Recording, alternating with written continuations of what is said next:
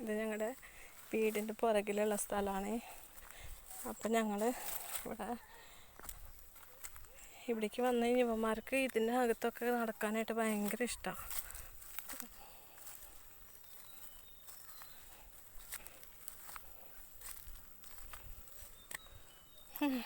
അപ്പം നിങ്ങളൊക്കെ കാണിക്കാമെന്ന് വിചാരിച്ചു എൻ്റെ ചേട്ടായിയുടെ വീടിൻ്റെ സ്ഥലം.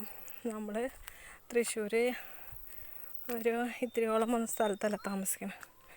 ഇവർക്കൊക്കെ ഇവിടെ കുറേ റബ്ബറും കവുങ്ങും ഇതൊക്കെ ഉണ്ടാവും. അവന്മാർക്കാണെങ്കിൽ ഭയങ്കര ഇഷ്ടമാണ്. ഇത് രണ്ടും കൂടിയിട്ട് ഓടിക്കൊണ്ടിരിക്കുക. ഞാനാണെങ്കിൽ കിതച്ച് പോയി. അയ്യോ, ഇത്രയും ദൂരം തുണിയും കൊണ്ട് ഞാൻ ഇവിടെ താഴെ ഒരു വെള്ളം വരുന്നൊരു സ്ഥലമുണ്ട്. അപ്പോൾ അവിടെയാണ് അലക്കാനൊക്കെ പോകണം. എടാ വഴി തെറ്റിപ്പോയിടാ, ഇങ്ങോട്ട്. ഏതിലാ വഴിയെന്നൊന്നും അറിയണില്ല ഈശ്വര. കുറേ കാടുണ്ട്, വീട്ടിൽ പോകാനുള്ള വഴി അറിയണില്ല. അവന്മാരെ ഇങ്ങോട്ട് ഓടുന്നുണ്ട്. അയ്യോ, പ്രത്യേകിച്ചൊന്നും കാണാനൊന്നുമില്ല. എന്നാലും അങ്ങോട്ടാണോ വഴി?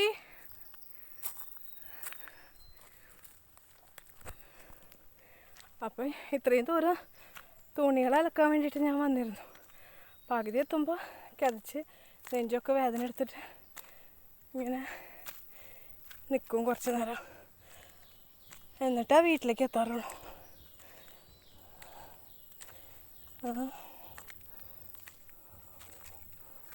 ഇവിടെ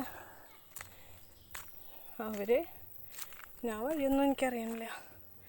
അമ്മമാർക്കൊക്കെ വഴി കണ്ടുപിടിച്ച്. അയ്യോ,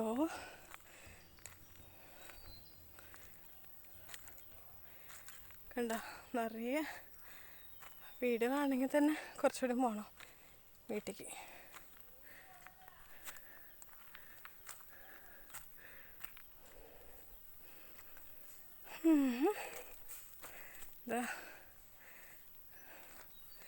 മഞ്ചാടിക്കുരു പറിക്കൊണ്ടിരിക്കുകയാണ് രണ്ടാളും. ഇവിടെ ഒരു മഞ്ചാടി മരമുണ്ട്. അത് മഞ്ചാടി മരത്തുനിന്ന് ഒരു ഇല പറക്കിയിട്ട് ഇടാണ്ട് ബനിയത്തും ഇടുക. അമ്മ പറഞ്ഞില്ല അവിടെ നിന്ന് വലിയ ഇല പറിക്കാൻ.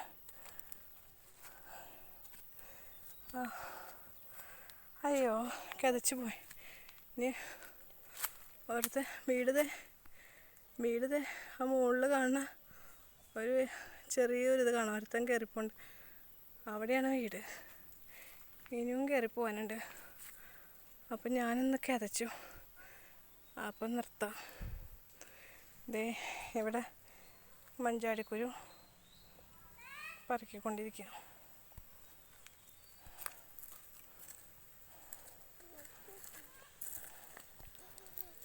ഇതെടുക്കുവേ മതി പറക്കിയതാ മതിയതായി.